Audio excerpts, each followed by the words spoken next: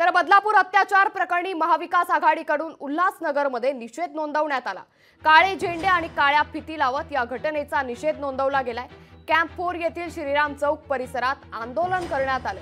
चिमुकलीला न्याय द्या, नराधमाला फाशी द्या, उठ युवती जागी हो, संरक्षणासाठी सामील हो अशा आशयाचे बॅनर युवतींनी हाती घेऊन या घटनेचा निषेध केलाय। तर या आंदोलकांशी बातचीत केली आमचे प्रतिनिधी किरण तेलगोटे यांनी।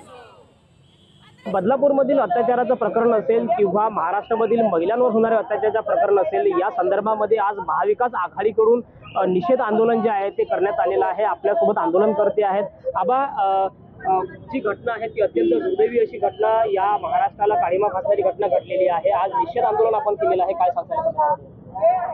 अतिशय निंदनीय अशी घटना आहे, वारंवार घडतात आणि आता तर कळत झाला 3.5-4 वर्षाच्या मुलीवर सुद्धा अत्याचार होत आहेत आणि त्यानंतर या प्रशासनाला तक्रार घेण्यासाठी 12